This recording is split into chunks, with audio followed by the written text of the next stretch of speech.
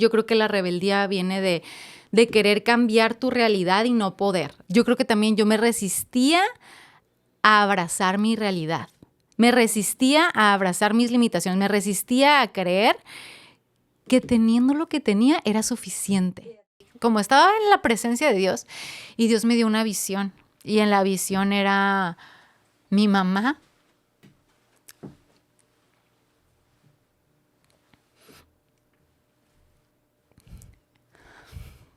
Era mi mamá orando. Y era una visión que yo sabía que era la realidad, ¿no? Entonces, era mi mamá orando por mí, pero sus oraciones se convertían en energía que les daba fuerza a todo lo que estaba luchando por mi vida.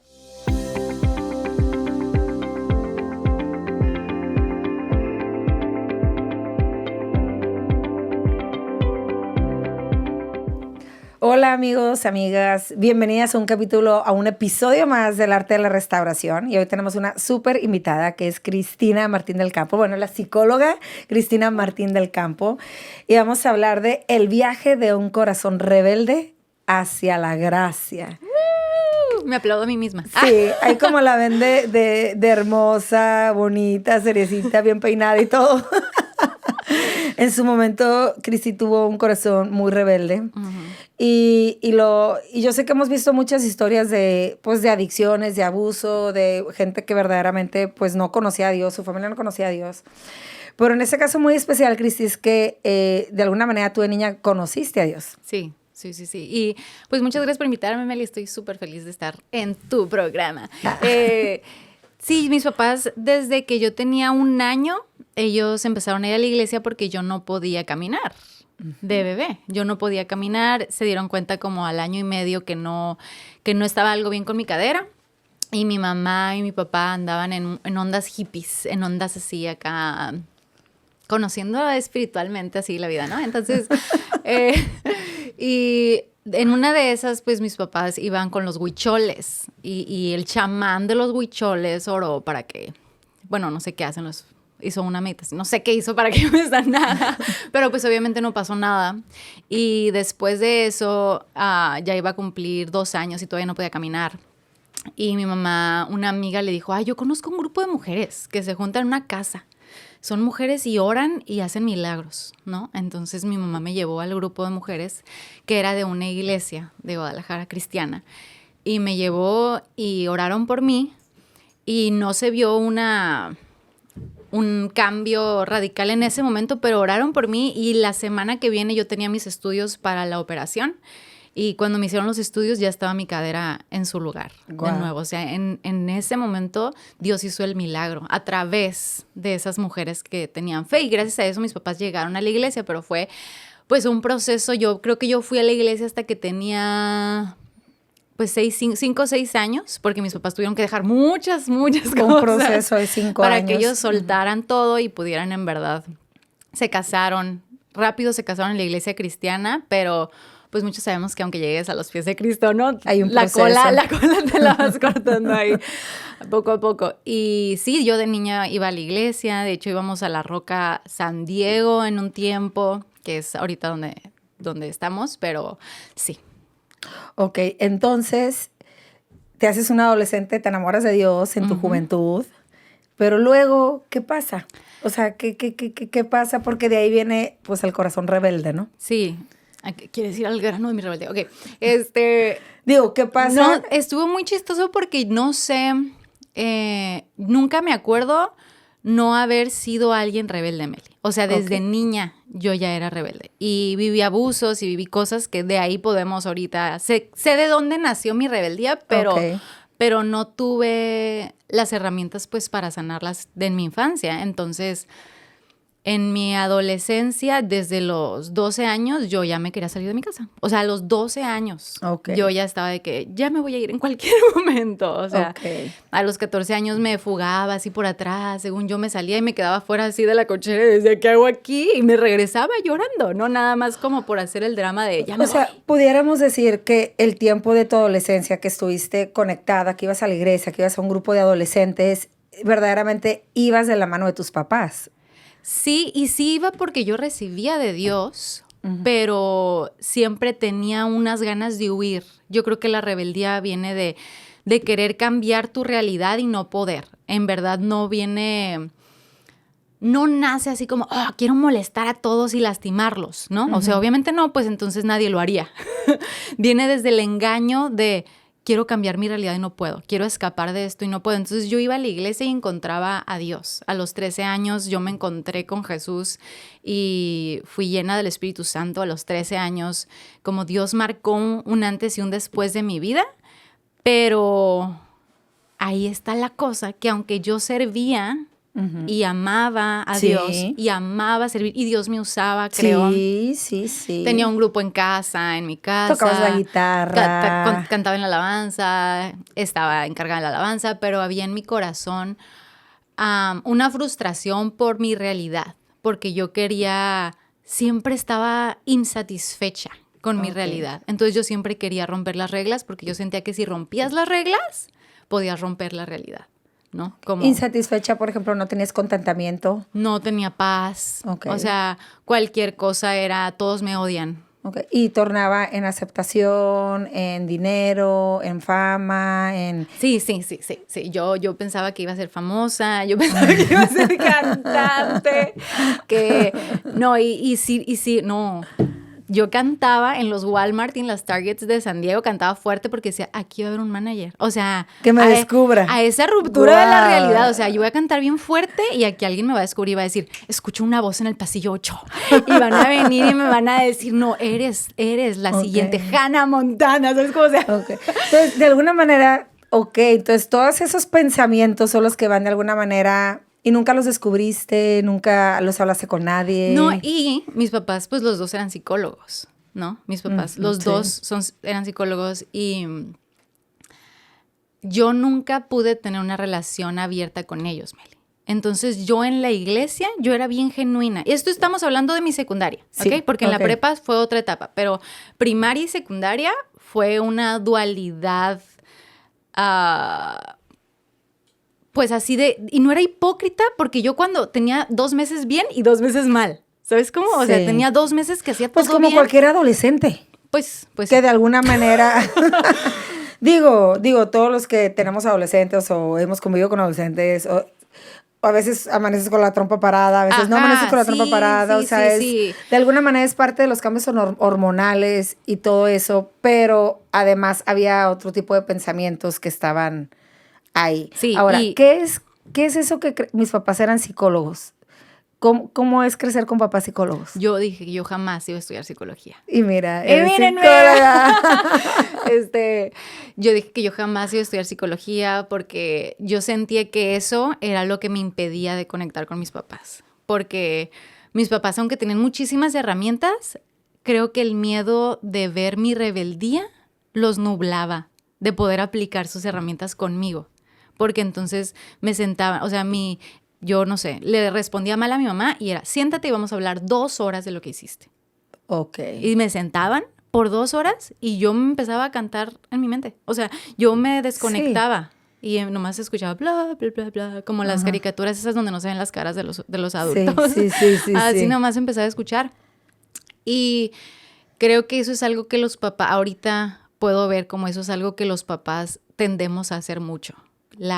El miedo a ver que nuestros hijos se están descarrilando, el miedo a ver que nuestros hijos están tomando malas decisiones nos nubla de poder aplicar lo que ya sabemos que funciona, ¿no? De poder accionar de una forma que podemos en verdad ayudarlos. Entonces siento que muchas veces no tuve una relación de conexión con mis papás. Yo empecé a mentir desde niña, porque sabía que si les decía, me gusta tal niño, en 5º de primaria, me iban a sentar 2 horas a decirme no, es tiempo. ¿Por qué estaba mal que me gustara a alguien que yo estaba muy chiquita? Y ahora, gracias a Dios, te gustan los niños.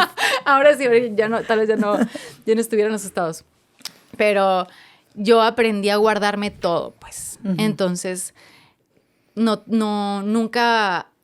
nunca pude conectar así.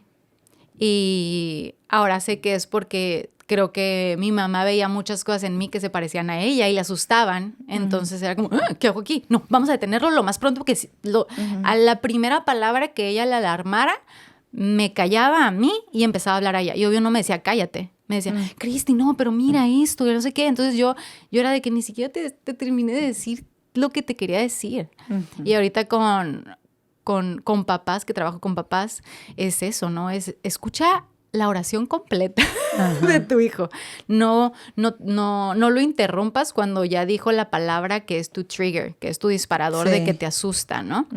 Entonces, me acuerdo que sí llegaba a decirles, no como, ay, es que siento que soy una fracasada, porque pues tenía pensamientos así como, eres una fracasada, nunca vas a lograr nada, y sacaba 10, o sea, era la niña perfecta en la escuela, era la niña perfecta en la iglesia, pero en mi interior yo me decía, es que no, o sea, eres o sea, nunca jamás lo vas a lograr, o sea, tú no vas a poder, y ahí estoy cantando en Target, ¿no?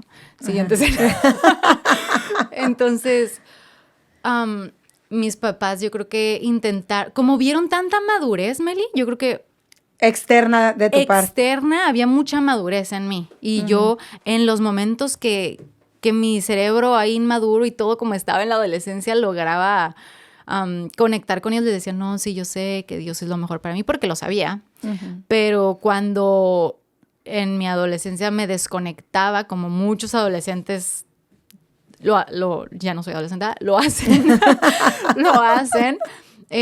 mis papás ahí se asustaban y ahí querían como volver a conectarme rápido y no, yo ya no sabía cómo, pues, hasta que iba a la iglesia y me conectaba con Dios y era mi forma de volver a mí, como volver a, ok, vas a estar bien, todo está bien, Dios te ama, estás bien.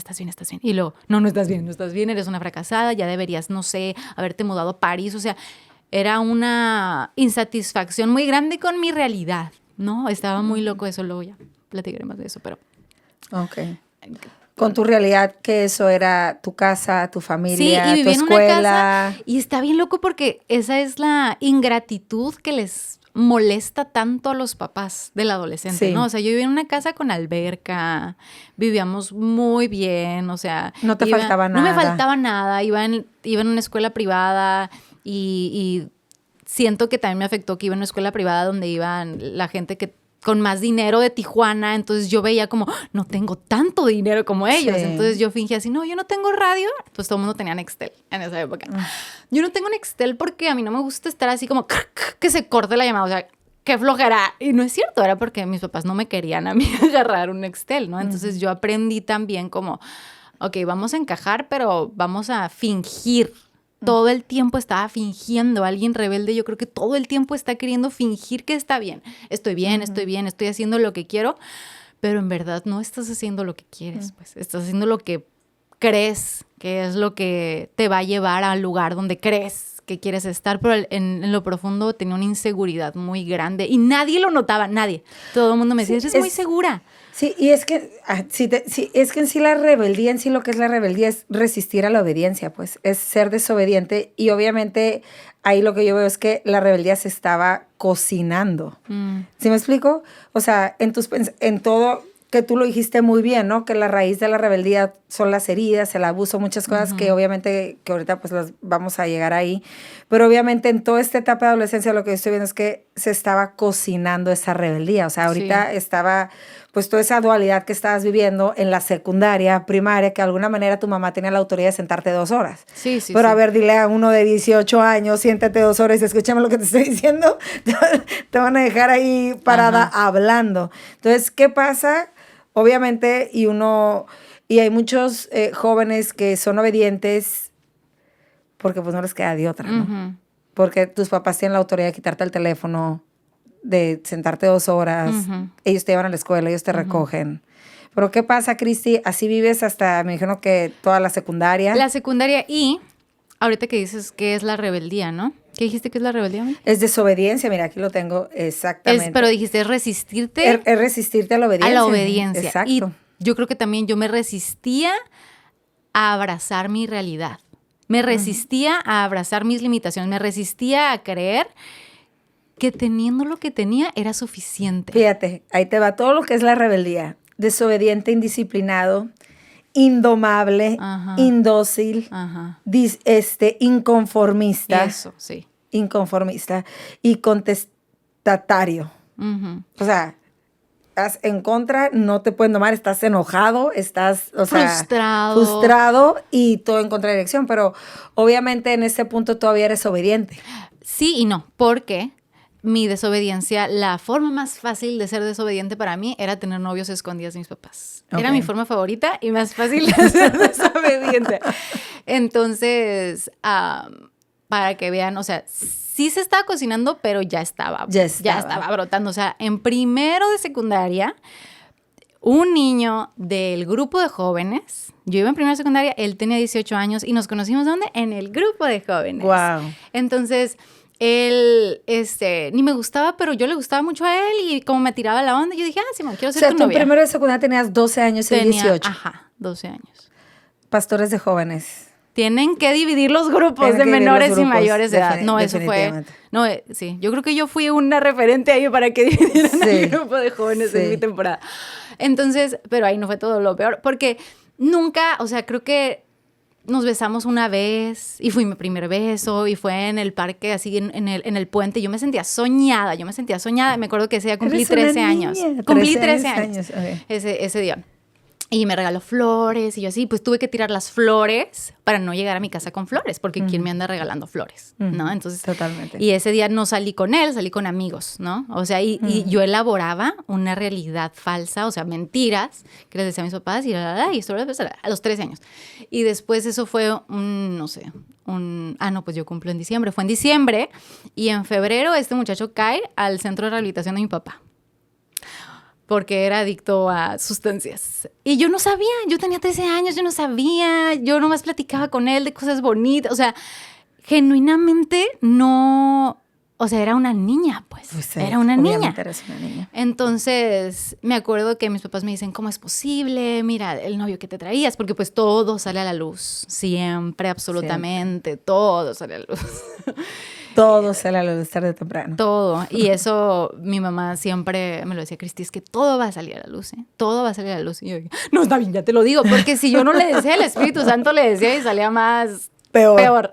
Entonces, eso fue en primero y luego ya en segundo, como que nada, porque todos los niños se me hacían muy chiquitos, los niños de mi edad, no sé, ¿no? Por mi madurez. No, pues aparte ya habías besado uno de 18. O sea, sí. Hello. Entonces, todo era así, ¿no? Me tiraban la onda muchos del grupo de jóvenes más grandes, pero yo decía, ay, no, ya, o sea, yo no quiero problemas con mis papás, quiero estar bien. Entonces, fui obediente como por un año. Y después, ya en tercero de secundaria, anduve con un muchacho de 19 años y yo en tercero, ¿no? Entonces, ahí sí, yo sí estaba enamorada de él, ¿no? Ahí sí fue como, ese sí fue mi primer amor. Como el de 13 años fue como, sí, ya no le voy a hablar, no me importa, ni lloré ni nada, pero... de me acuerdo que iba a cumplir 15 años y obviamente también fue escondidas de mis papás y todo. Y yo sabía que íbamos a ir a un viaje misionero a San Quintín y todo. Y allá en San Quintín ya había tipo smartphones, pero todavía no eran como esos que todavía tenían tecladito, pero podías acceder a Facebook. Si había free wifi, podías meterte y podías acceder. Sí. Entonces, me meto de regreso en este viaje misionero. Dios me habla de que tienes que terminar esa relación, tienes que dejar de buscar tu aceptación en otras personas, en hombres, bla, bla, bla. Y yo dije, sí, Dios, porque yo sí recibía de Dios, ¿no? Entonces, pero tenía mi guardadito. Mi seguridad de que alguien me dijera, estás preciosa, te amo. Pues tenías tu debilidad, ¿verdad? Mi kriptonita. Okay. Entonces, ya me meto al Wi-Fi y checo que me mandó mensaje de que tenemos que detener esta relación, no quiero dañarte. Yo, claro que me ama, me terminó porque me ama, qué hermosura, ¿no? Y ya, yo bien feliz de que, ay, gracias Dios, él hizo el trabajo difícil por mí y llego y me entero que ya anda con otra muchacha. Okay. O sea, en verdad, no me terminó porque me amaba. Me terminó porque andaba con otra. O sea, me fui 2 semanas y se consigue otra. Y ahorita te lo digo riéndome y todo, pero esa herida me aferró a Dios de nuevo. O sea, esa decepción, como siento que la identifiqué como jamás voy a volver a nada más esperar esto de alguien como... Okay. Y también la trabajé mal, ¿no? También como ya no voy a confiar en los hombres, nunca. Okay. Todos son una basura, ¿no? Y así, sí. Entonces, entró a la prepa y fueron los mejores 2 años de mi relación con Dios. porque yo estaba completa y absolutamente inmersa en la presencia de Dios todos los días, Meli. O sea, todos los días. Ahí sí, como se pudo, ahorita lo veo, ¿no? Solamente se reprimió esto, como lo dejé que se secara, pero no arranqué la raíz, pero estuvo seca. La plantita de como rebeldía. Dice el dicho, ¿no? Mata, déjale de dar de comer al perro y lo matas de hambre, ¿no? Exacto, lo maté de hambre, pero igual ahí seguía. Y como, no sé. Entonces, esos 2 años... No fue expulsado, pues nomás fue debilitado. ¿Por qué? Porque nunca lo hablé con nadie. Obviamente nunca lo hablé con mi líder. Obviamente nunca le dije a mis papás. Nunca fue confesado. Obviamente nunca fue confesado. Nunca nadie oró por mí. Nunca yo solté. Nunca lo trabajé. Sí. Nomás fue como, ay, como fue escondidas, nadie puede saber y pues seguimos adelante, pero... Sí, como la gente que cree que como que ya no lo... Porque nunca lo volvió a hacer, es como si no hubiera pecado y pues la mancha ahí está, ¿no? Y muchos que creen, yo puedo salir de esto solo, ¿no? Y yo estaba triste y lloraba a escondidas y me era bien cuidadosa de no llorar, porque sí lloré como por 2 semanas y eso es como 2 años en edad adolescente, ¿no? Entonces... no puedes salir de algo solo, pues. Aunque te hayas equivocado, tienes que hablar con alguien para poder sanarlo y que en verdad se muera. Entonces, pues yo no lo hablé y ahí se quedó y todo. Y 2 años estuve así, yo escuché a Dios como nunca antes lo había escuchado. Viví con el Espíritu Santo como nunca antes. Así el Espíritu Santo me decía, ora por esta persona, por esto y esto y esto. Y me daba palabra para la persona y la persona me decía, es que justo, ¿sabes? Como vivía en esa dimensión donde se supone que deberíamos vivir normalmente. No, es que lo que estás diciendo, Cristi, es tan revelador. O sea, es tan revelador porque muchas veces como papás podemos ver a nuestros hijos, ay, ya está bien con Dios, ya alaba a Dios, ay, ya, como diciendo, ya, está como safe, ¿no? Pero, o sea, alerta, o sea, puede haber algo ahí que puede haber raíces que pues que se tiene que trabajar, no porque ya estás conectada con Dios quiere decir que no pasó nada, ni hay nada, o sea, sino al contrario, es el mejor momento para trabajarlo, ¿no? Sí. Y era el mejor momento, pero nunca tuve yo, por mi rebeldía, las ganas de que alguien me dijera, estás mal. O estuviste mal. Sí, por tu orgullo también. Por mi orgullo, porque yo estaba como líder de la alabanza. Claro. Entonces era como, ok, no, mejor, ya está bien. O sea, yo genuinamente creí como, ya estoy bien. Ya estoy bien, ya estoy bien. ¿Ya para qué moverle? Ya no me gustan como los vatos, ya en verdad quiero esperarme para el hombre de mi vida, bla, bla, bla. Ya estaba como bien. Yo me sentía bien. Y pues estaba en conexión con Dios constante y todo. Pero llega el último año de prepa, ¿no? Y aunque no había fruto de esa raíz, ahí estaba la raíz, ¿no? Y aquellos que hemos trabajado con plantas y se nos han muerto, sabes que es posible revivir una planta que parece muerta si le pones las condiciones propicias para que vuelva a dar fruto. Entonces, las condiciones propicias para que mi rebeldía volviera a surgir fueron que recibí el primer no de Dios de mi vida. Y eso fue que yo, siendo súper inteligente y genial como yo creía que era, no quedé en la universidad que yo quería quedar, ¿no? Entonces, para mí, que toda mi vida había estado basada en mis éxitos, en lo que yo podía lograr, en lo inteligente que tú eras. En mis logros, en que la gente dijera, Cristi, ni estudias y sacas 10. Y yo, claro, es como ahí estaba mi identidad. Entonces me di cuenta que se me rompió mi identidad al no quedar en la universidad de nanotecnología y yo iba a curar el cáncer y por eso no se ha curado. Yo iba a lograr tantas cosas que yo me había imaginado y al no quedar en la universidad y medio sí quedé y ahí fue mi ruptura. Porque primero yo recibí el no de Dios. Yo espiritualmente supe que Dios me dijo, no es por ahí. Yo sabía, porque esta universidad está en Ensenada, yo me tenía que salir de mi casa, me tenía que ir a vivir para allá y todo esto, ¿no? Y mis papás... que también había ahí cositas... Sí, tal vez también ya estaba ahí el querer salirme de mi casa, como siempre. No, y que Dios sabía qué iba a pasar si te ibas de tu casa, ¿no? Ajá, y Dios me dijo que no, y yo sabía que Dios me había dicho que no era por ahí, que buscara algo aquí en Tijuana, ¿no? Y yo de que, no, esas son mis limitaciones humanas, ¿no? Acá, porque yo me veía así yéndome a todo el mundo. Entonces, mis papás me dijeron, pues si quedas, porque era como, tienes que quedar en la universidad y tienes que quedar en la UNAM y tienes que hacer otro examen, como porque nomás eran 20 de todo el mundo que reciben ahí, ¿no? Y yo de que, claro que voy a quedar, claro. Y me junté con otra amiga que también quería entrar ahí. Y quedé en la primera, como son 3 etapas, ¿no? Primera etapa, las 2 quedamos de que, ay, qué perfecto, vamos a estar juntas. Segunda etapa, ya me mandan llamar, como, Cristi, estás en lista de espera.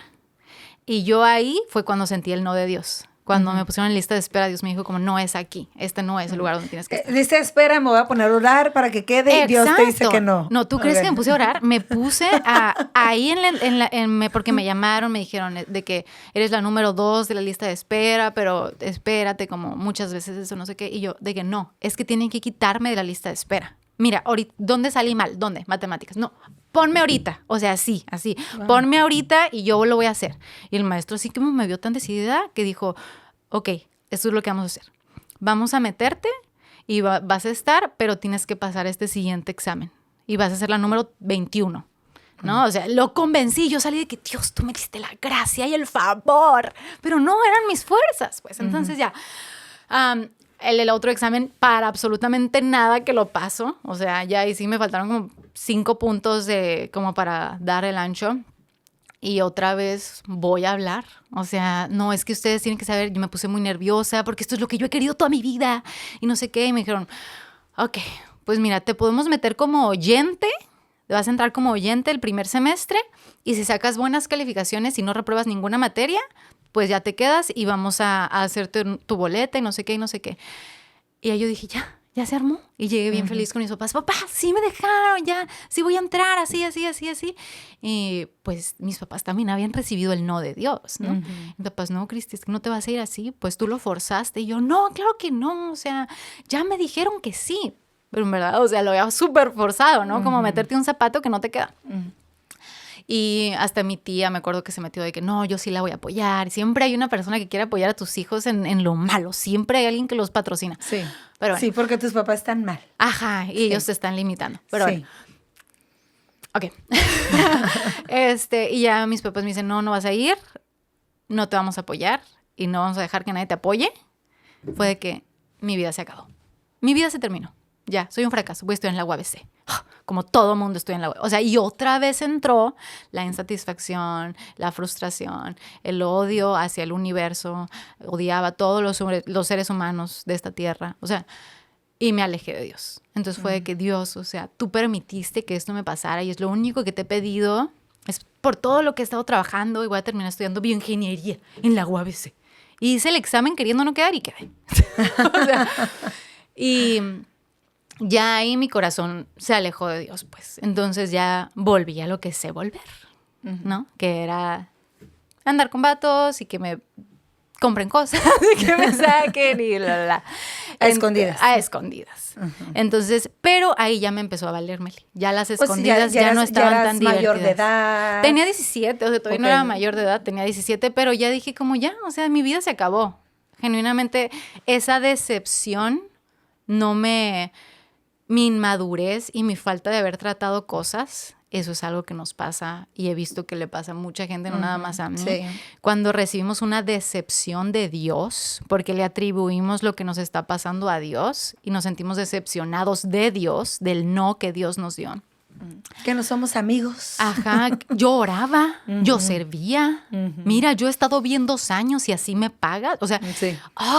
O sea, una rebeldía ya directamente hacia Dios. Lo que no se había visto antes, lo que tú decías que se estaba cocinando, era la rebeldía hacia Dios. Porque no hay tal cosa como ser rebelde hacia otras personas, hacia la iglesia. Claro. Soy rebelde hacia la iglesia, pero no hacia Dios. O sea, no puedes ser rebelde en unas cosas y en otras no. Nada más no se ha permeado a todas las áreas que puede, pero es como el cáncer, ¿no? Va a suceder. Entonces... Digo, siempre va a haber cosas que a personas no le van a gustar. Hay más cuando son estructuras, pero inclusive puedes complacer a gente y desagradar a Dios. Ajá. Sí. Pero puedes agradar a Dios y no ser complaciente con gente, ¿no? Pero ese es otro tema, ¿no? Ajá. Pero definitivamente entonces tu molestia fue con Dios. Con Dios. O sea, le aplicaste la ley del hielo ya. La ley del hielo, no oraba, no nada, dejé de hacer mi devocional, todo me alejé. Y de mis papás también, ¿no? Porque ellos tienen la culpa. O sea, y Dios tiene la culpa de que no hablo con mis papás. Si Dios siempre hablaba con mis papás, Él pudo hablar. Y de todo así, pues entonces me alejé de Dios, entré a la carrera, pero yo ya estaba mal desde desde antes de entrar a la carrera. Y No, ya en tu corazón estaba algo ya mal estaba desde... yo, ajá. Sí, una pequeña semilla que eso es súper revelador, hablando porque luego vienen, salen todas estas cosas, ¿no? Ya el hijo ya tiene 17, 18 años, ya le vale. Ya no te Obviamente, importa. pero le vale, pero no le vale ahorita. O sea, todo esto lleva años esto cocinándose en el corazón y eso solamente es algo que está saliendo ahorita, ¿no? Ujú. O sea, verdaderamente. Entonces, te empieza a valer. Sí, ya. Entonces, ¿cuánto tiempo estuviste verdaderamente enojada? Yo creo que un año. Ok. Un año. Un año verdaderamente. Pero todos los días extrañaba a Dios, Meli. Todos los días lloraba. Porque, ay, extraño a Dios, pero no me voy a regresar. O sea, hay un libro que habla de que la rebeldía es como un hechizo. Uh-huh. Y la rebeldía es de lo más difícil de salir porque estás cegado de que estás en rebeldía, ¿no? Lo peor del engaño es que no sabes que estás engañado. Uh-huh. Entonces, yo me sentía así, como extraño a Dios y lloraba en la noche y me sentía que me quería morir porque no estaba cerca de Dios. Y fíjate que esas son las cosas más difíciles. Híjole, a veces es más fácil que venga una persona que nunca ha conocido a Dios y que experimente la presencia de Dios y el amor de Dios y que lo rinda todo, lo entrega todo y haga un cambio y diga, aquí estoy. Pero ¿qué pasa cuando ya has conocido a Dios, cuando has experimentado a Dios, cuando amas a Dios? Porque eso no tiene nada que ver cuánto amabas tú a Dios. No. ¿Sí me explico? Sí, no tiene nada que ver. Entonces, ahora, y cuando tomas una decisión deliberadamente... O sea, obviamente sabemos que tu cerebro todavía no se termina de desarrollar igual, o sea, tenías 17 años, pero ya eras sabes más que lo que consciente. estás haciendo está mal. Ajá. Entonces, ¿cómo se toma esa decisión deliberadamente que ahora sí que ya te destapaste, saliste del closet? Sí. como sí. dicen, ¿no? Como rebelde. Ajá. Saliste del closet como rebelde. Sí, soy rebelde. No podía no decirlo. Ok. Definitivamente. Ajá. O sea, saliste del closet y ahora, híjole, pues, ¿cómo? O sea, en eso, ¿cómo te encuentras otra vez con Dios, no? O sea, ¿cómo? Sí, en o sea, todo ese inter, ¿Cuál fue, cómo llegaste a tu fondo? Uh-huh. O sea, ¿cómo tocaste fondo? Porque al final de cuentas, pues, todo esto ibas así, ¿no? O sea, sí. hasta, y yo siempre digo, ¿cómo sabes que ya tocaste tu fondo? Es que ya estás yendo para arriba. Uh-huh. Si sigues yendo para abajo, es que todavía no tocas tu fondo. Uh-huh. Entonces, es la única manera que puedes saber. Porque hay mucha gente que cree que está tocando su fondo y los ves llorando y ya nunca lo hacen en la vida. Y luego los ves que todavía sí. Entonces dices, bueno, todavía más para abajo, ¿no? Sí. Porque siempre hay más para abajo, déjenme decirles. Siempre hay más para abajo. Entonces, ¿Cómo tocas un fondo? O sea, ¿hasta dónde va esta rebeldía tuya? Ya ahí, cuando ya no me importaba, ya estaba de que planeando, ya me voy a salir de mi casa, ya estoy harta. ¿Andabas de novia? Sí, ya, de que no, ya. Con un muchacho, obviamente, que no era cristiano. Un muchacho que no era cristiano. Y lo más loco es que yo genuinamente estaba disfrutando la vida y nada más cuando estaba con mis amigos, porque estaba en un salón donde todo el mundo iba de fiestas, pero no así al extremo, así de perderse. Como yo decía, es que todos están bien, o sea, están bien. ¿Sabes cómo? Y yo me sentía bien cuando estaba con mis amigos, con el novio, con todo esto, pero llegaba a mi casa y me sentía, me quiero morir. O sea, ya tenía pensamientos de suicidio, ya tenía pensamientos de mi vida no vale la pena, ya tenía pensamientos de que no era suficiente ya nada porque ya me había alejado de Dios. Y ya Dios, yo sentía que me había dado como una oportunidad y yo ya la había tomado y ya la desperdicié, pues. Entonces llega esa otra mentira de Dios ya no te quiere. O sea, ya sabías tú, ¿no? Y el pecado, para quien ya sabe que se está equivocando, cuenta doble, triple y todo eso como ya El pecado que no se perdona es cuando resistes al Espíritu Santo. Ajá. Sí. Y yo ya me sentía así también, pero ya estaba queriendo traer a mi novia a la iglesia, de repente. Okay. Como ya dije, como, no, está bien. O sea, igual no voy a volver a servir, ¿no? Uh-huh. Porque ya había dejado de servir. Pero voy a volver a la iglesia. Los domingos. Y como no le hablaba bien a mis papás en esa temporada, porque eran puros gritos, era puro, pues, ya no me importa lo que me digan, quítenme el celular, ya me puse en un modo de ya no me importa nada lo que hagan. Ya no me pueden quitar nada. Y ya nada. no me pueden decir a qué horas llegar, a qué horas no llegar. Yo voy a llegar si quiero y si no llego no quiero. Entonces, mis papás, al medio año que yo estuve así de rebelde, se cansaron de hablarme y vieron que no tenía sentido porque yo no estaba en una posición de escuchar. Yo no estaba escuchando, yo estaba completamente cegada. Como te digo, yo me sentía... Ahorita me veo en ese... O sea, si pudiéramos traerme, me vería hechizada por la rebeldía, me vería hechizada por mi orgullo, como... ¿Sabes? Como de esas veces, como pues las películas. Dice que la así. rebeldía es como la hechicería. Sí. Entonces, ¿por qué? Porque no piensas que estás mal, pues. Entonces... Al contrario. Piensas que todos están mal y tú eres la única que está viendo por tu bienestar. Toda la necedad, la soberbia, el orgullo. Ajá, su máximo esplendor. Todo lo tóxico de ti sale. Entonces, mis papás dejaron de hablar conmigo y dijeron, pues haz lo que quieras. Haz lo que quieras y lo único que vamos a hacer por ti es orar. Y yo obviamente les dije, pues ni oren. Ni oren, porque ni quiero que oren. Y en mi corazón, por favor, que no dejen de orar, porque me muero. Pero eso también hacemos los adolescentes. O sea, decimos una cosa nada más por el orgullo, pero dentro de nosotros sabemos así. Yo me ha tocado, ¿no? Así de jóvenes, así. Pues no me importa que me quiten el celular. Y por dentro así, por favor, que no me lo quiten. No voy a morir si me lo quiten. No me importa si me lo devuelven. Y así, por favor, que sí me lo devuelvan. Pues así estaba yo, ¿no? No me importa si me quitan mi celular. No me importa si no me dan dinero para la semana. Hagan lo que quieran, yo ya no. Entonces ahí mis papás dijeron, pues entonces te vamos a soltar. Y quisiéramos que no te lastimaras, quisiéramos que no te pasara nada malo, pero lo que te tenga que pasar es tu decisión. ¿Quieres ser adulta? ¿Quieres crecer? Ándale, haz lo que quieras. Ya no nos preguntes, ya no queremos saber dónde estás. Así me dijeron, ya no queríamos saber dónde vas. Ya no me quieren, ¿no? Pero les dije, ok, qué bueno. Ya sabía que nunca les importé o algo así, pues, una tontería. Y ya me fui a llorar a mi cuarto, claramente. Y al día siguiente ya mi mamá no se peleaba conmigo. Me decía, Yayi, ¿qué quieres desayunar? Y yo así de que esto es psicología invertida, yo no sé. ¿No? Y mis papás empezaron a ser más amorosos conmigo. Ya no me preguntaban, ¿cómo estás? ¿No? Ya nada más me decían de que, ay, Cristi, vi esto y pensé en ti. Y yo, me dolían tanto sus muestras de amor porque me hacían ver qué tan mal. Ahí siento que cuando ellos dejaron de regañarme y empezaron a amarme, algo se empezó a romper, como se empezó a caer poco a poco la venda. Y ahí fue cuando yo ya estaba de que, ¿no quieres ir a la iglesia con mi novio? ¿No? Porque yo ya me sentía amada, ya no me sentía rechazada o... juzgada. Sí, siento que si hubieran seguido así, sí me voy. O sea, claro, sí. Entonces, en el momento que me soltaron a mí, no, y dice Dios, ¿no? Dice, y los soltó para que hicieran las estúpidas cosas que se les ocurriera a su corazón. Los abandonó a su entendimiento. A su poco entendimiento. Entonces, así estaba yo. Y me mostraban amor y esas muestras de amor tocaban mi corazón en verdad, por más mínimas que sean, o una mirada, un abrazo, lo que sea. Y ya no me regañaban. Entonces, pues yo quise llevar a esta persona a la iglesia y él dijo, oh, sí, me gusta la alabanza, me gusta. Y yo de que, claro, es él acá, ¿no? Y a otras personas de la universidad también, y como que iban y todo, y así.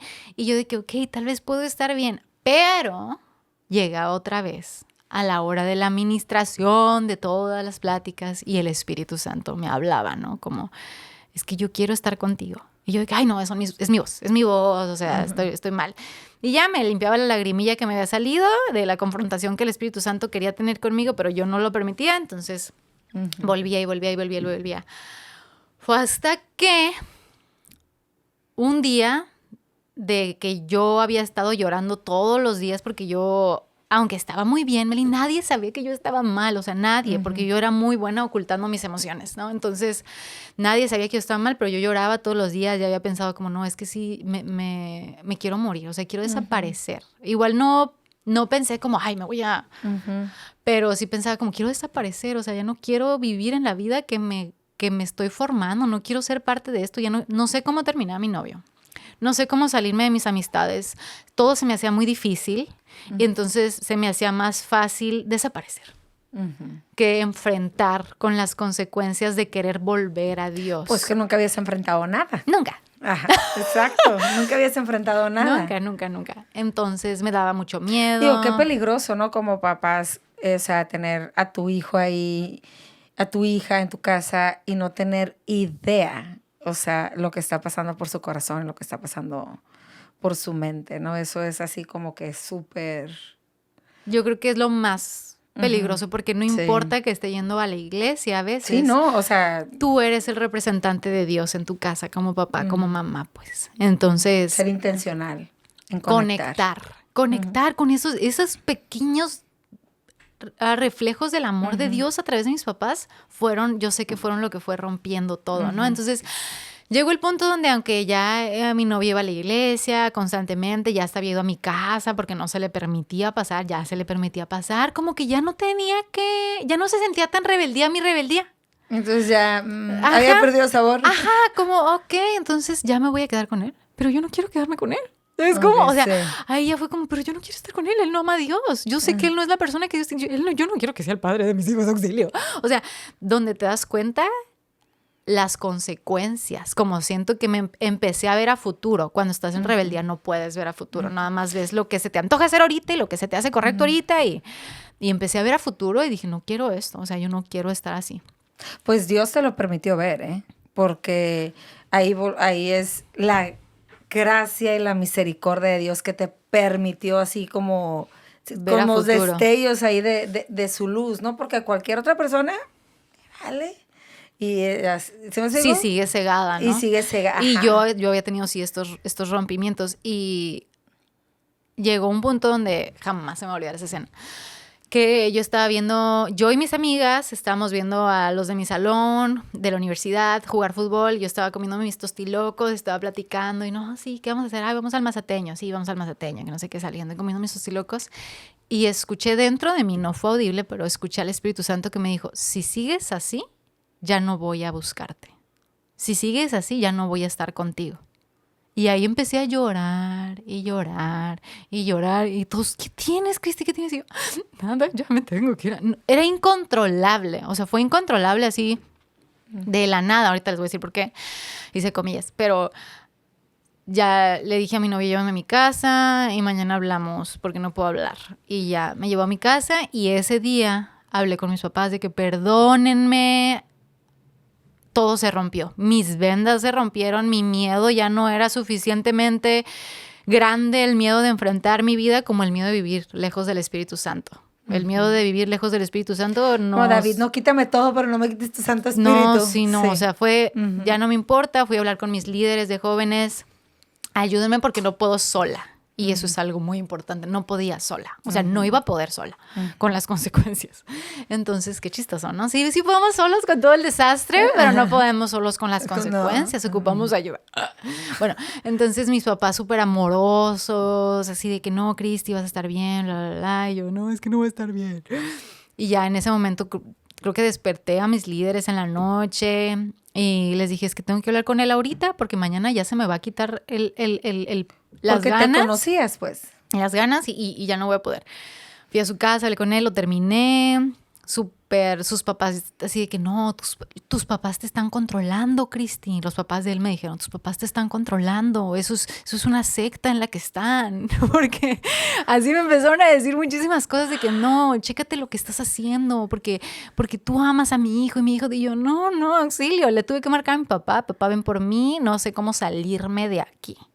Y ahí va mi papá por mí. Entonces ya, salgo y me sentí mega amada por mi papá, porque no me dijo, ¿cómo crees que me hablas? Fue como, mija, te amo, todo va a estar bien. Súper amada. Entonces, ya llegué al día siguiente, ya le dije a él, nunca voy a hablarte en mi vida, nunca, o sea, no puedo. Y al día siguiente me fui a dar de baja en la universidad. Para no verlo. Porque yo en mi salón. Entonces, y yo dije, muy bien, o sea, si yo voy a hacerlo bien, ya voy a sacar todo.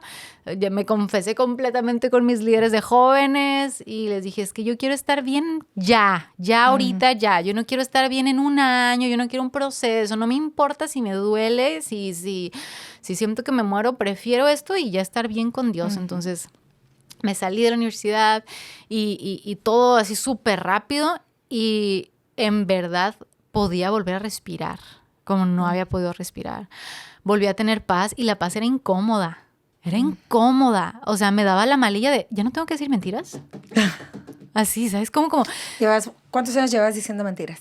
Pues ahí uno, pero luego en la secundaria y en la primaria toda la vida. Sí, toda la vida, llevas toda la vida. Entonces, y ahorita ya lo sé, ¿no? Tu cerebro se acostumbra a tener la adrenalina de vivir el rechazo de tu cuerpo de mentiras, porque nuestro cuerpo rechaza las mentiras. Por eso el detector de mentiras funciona, porque nuestro cuerpo está diseñado por Dios para rechazar mentiras. Entonces sube tu presión arterial, sube tu ritmo cardíaco, te sientes sudoroso, o sea, tienes todas los síntomas de una intoxicación o de que algo está mal o de miedo o algo, porque tu cuerpo está rechazando la mentira.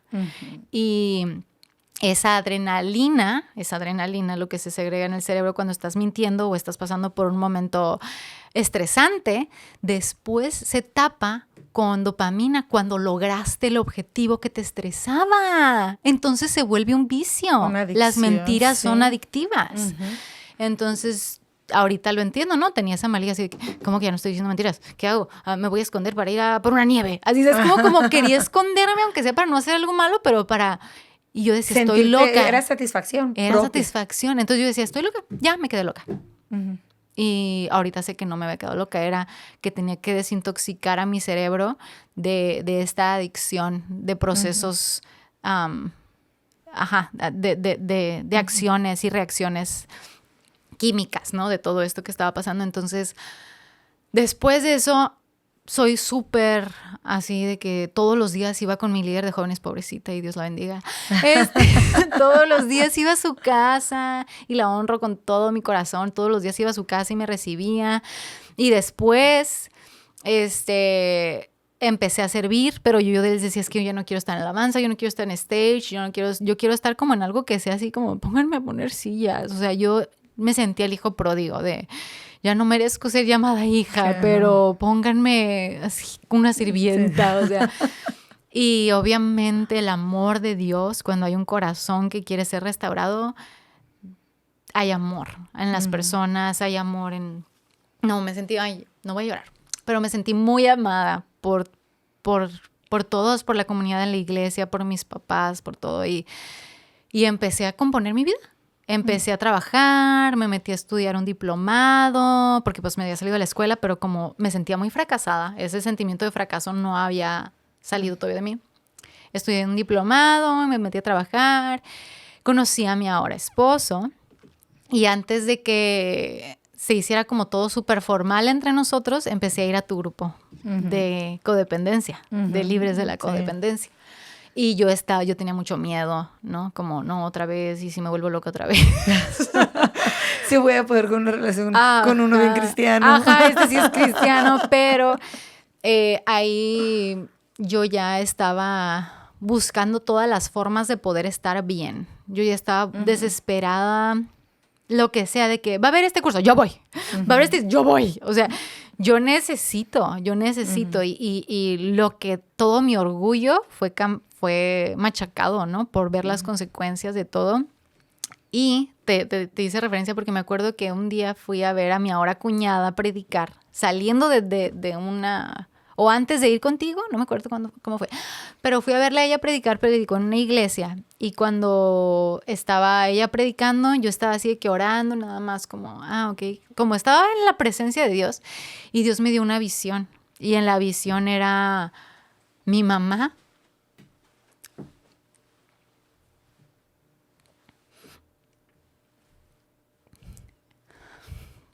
Era mi mamá orando. No quiero hablar así, que feo. Espera.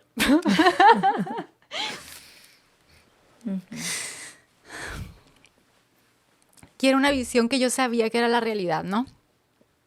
Entonces, era mi mamá orando por mí, pero sus oraciones se convertían en energía que les daba fuerza a todo lo que estaba luchando por mi vida.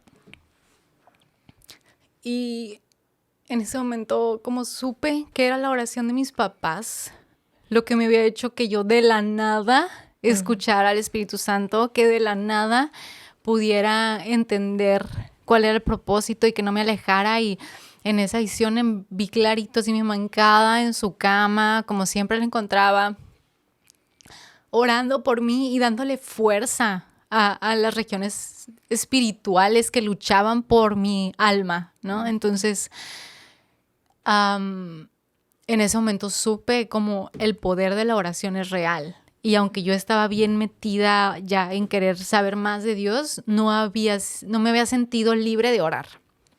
Me sentía todavía como muy culpable o no sé. Entonces, en ese momento vuelvo a orar y le digo como Dios, gracias por mis papás, gracias. Y vuelvo a orar y vuelvo a respirar y me vuelvo a sentir como, ya volví a ser yo, ya volví a respirar, como ya. Entonces, después ya sí le platiqué a mi mamá esto y dijo, pues es que nunca dejé de orar por ti, o sea, y después que ella enfermó y todo, yo sabía ya el poder de la oración. Entonces, me pasó a esta otra temporada después ya, pues, me casé con mi esposo, que sí es cristiano de verdad, que me ama y mi mamá también buscaba el sí de Dios y yo también, y lo recibíamos y avanzábamos y todo fue así. Y si había un no de Dios, pues no, pero después mi mamá enferma, años después, mi mamá enferma, yo ya soy esposa, soy mamá, soy líder de jóvenes, como la promesa que Dios les dio a mis papás de mí ya se había cumplido. Yo ya me sentía como fuerte espiritualmente y todo, y mi mamá enferma y fue en el momento de pandemia y ella tenía una enfermedad crónica, entonces termina en el hospital en pandemia y fallece a las 2 semanas. Y por 2 semanas toda la iglesia oró por ella, todos estábamos creyendo por su sanidad. Y un día antes que ella falleciera terrenalmente, yo estaba haciendo mi devocional y Dios me dijo como, es que la quiero libre, no la quiero viva en una cama, la quiero completamente libre. Y yo, pues sánala, o sea, tú puedes sanarlo. Y todos teníamos la fe que lo iba a hacer. Y Dios ahí me dijo, es que no voy a hacerlo. Recibiste otra vez un no de Dios. Otro no. Y después de esa oración le digo a mi esposo, y mi esposo, pues yo llorando se lo digo, y mi esposo de que Cristi, o sea, Dios puede hacerlo, pero si no lo hace, estamos amándolo y lo vamos a seguir amando. Y yo tenía mucha paz, ¿no? De eso. No podíamos hablar con ella, fue horrible. Todas esas personas que estuvimos con parientes en el hospital que no podíamos hablar con ellos. Y me habla un amigo de la iglesia y me dice, Cristi, ¿vas a cantar el domingo? Porque ya estaba cantando en esa época. Y le digo, no creo, sorry, no.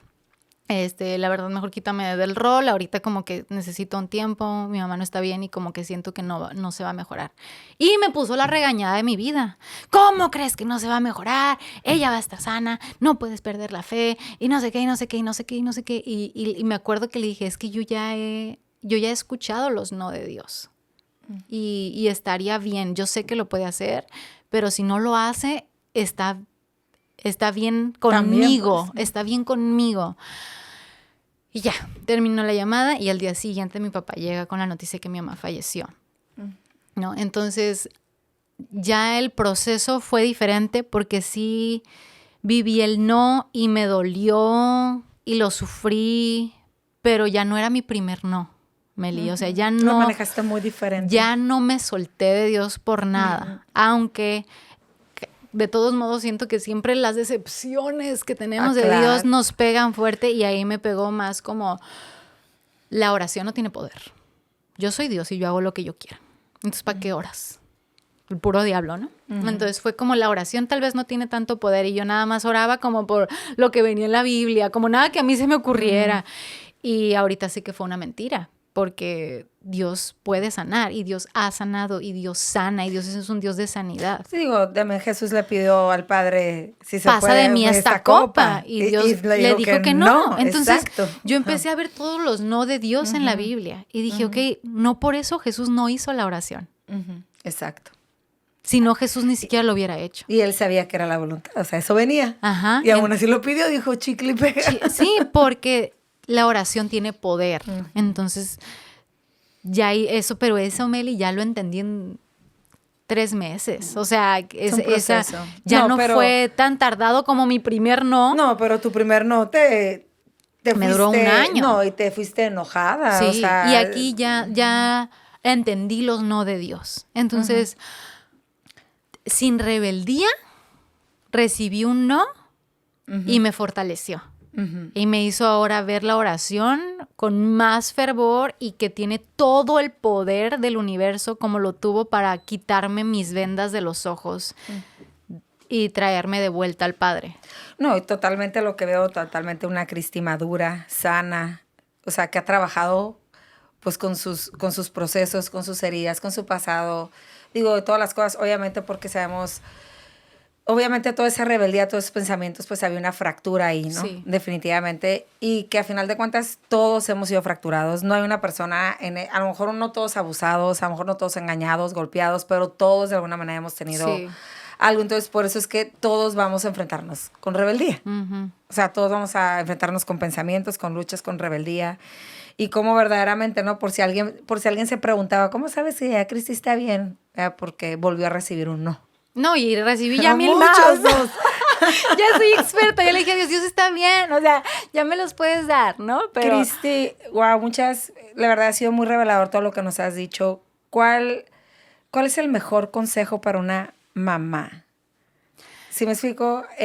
Porque a veces yo me doy cuenta que tendemos a ser bien bipolares como mis papás nunca conectaron conmigo, ahora yo voy a hacer así como que... Y no te voy a decir nunca no. Porque a mí me dijeron esto, yo voy a hacer el otro extremo y pues a final de cuentas causa el mismo daño, ¿no? O sea, obviamente me queda claro que, o sea, con lo que yo me quedo, porque yo súper aprendo siempre con estos podcasts, con lo que yo me súper quedo es de que como los actos de amor de los papás, en lugar de estar, o sea, pues enojado, queriendo disciplinar, corregir, o sea, ama. Sí. Los lazos, o sea, el amor. Y hay una temporada para todo, Meli. Yo creo que ese sería mi mejor consejo. O sea, la oración tiene poder, pero cuando estás orando por tu hijo de 2 años, esa oración tiene poder cuando él tenga 22 años. Cuando le estás diciendo a tu hija de 9 años... Tú puedes, Dios está contigo, no nada más se lo estás diciendo a tu hija de 9 años, se lo estás diciendo a tu hija de 27 años, porque esas palabras y esa oración se queda toda la vida. O sea, yo no me siento desprotegida porque mi mamá ya no está, porque es que sé que sus oraciones siguen siendo válidas ahorita. Porque lo que ella oró, yo sé que oró hasta para... No sé, yo creo que me cubrió, me siento cubierta.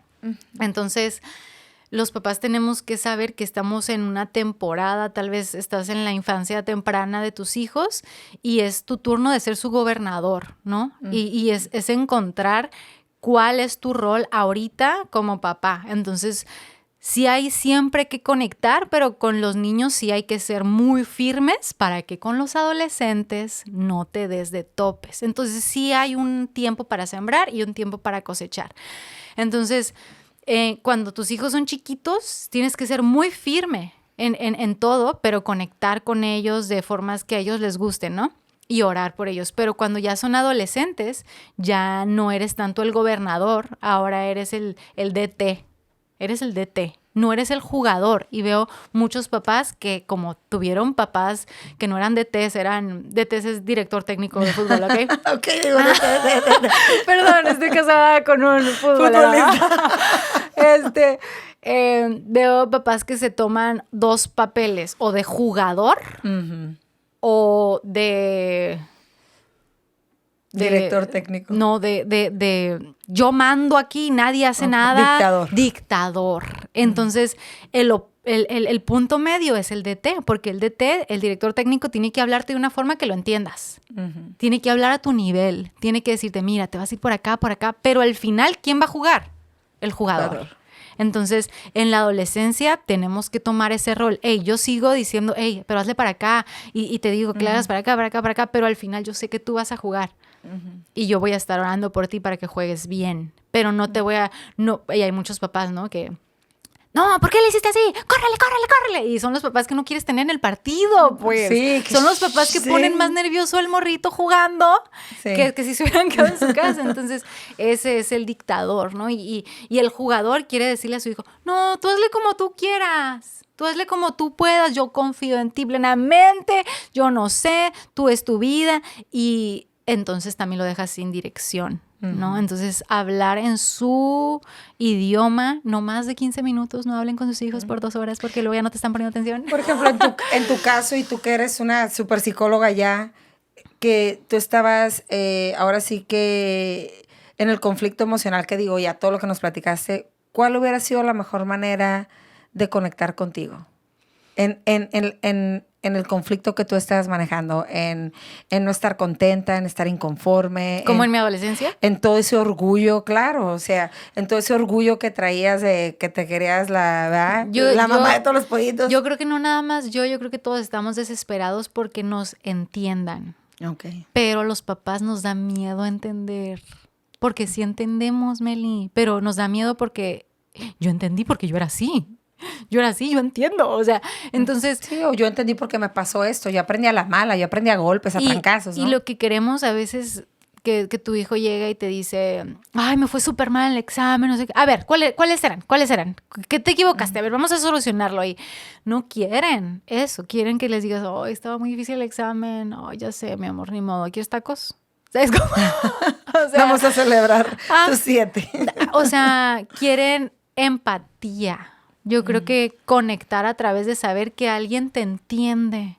Como esa es nuestra desesperación. Yo me sentía como, nadie me entiende. Y todos los adolescentes, no, nobody gets me. Entonces, nadie me entiende. Pero si un papá puede vivir sin el miedo a que van a equivocarse igual que tú y soltar todos los temores. De hecho, justo ahorita estaba platicando con una mamá de una pacientita que me decía, es que tengo miedo porque la veo que se parece 1000 a su papá y en todo lo que, pero su papá ya cambió, pero siento que se va a equivocar y luego va a tener que pasar por el proceso. Entonces cada que ella me saca algo que dice como así, me pongo yo en modo defensivo y ya pierdo el control, ¿no? Entonces es ahí, tú tienes que soltar tus temores, porque el temor tiene el mismo poder que la fe. El temor es la convicción de que estás esperando algo malo, la certeza que aunque no lo ves va a suceder, porque estás viendo destellitos. Definitivamente. Entonces, si sueltas ese temor y dices como, ok, o sea, Dios, tú eres el que tiene el control de su vida, yo no. Sí, uno tiene que soltar y decirte a ti mismo, bueno, y si pasa eso, bueno, ya cuando lleguemos ahí vemos cómo lo solucionamos, ¿no?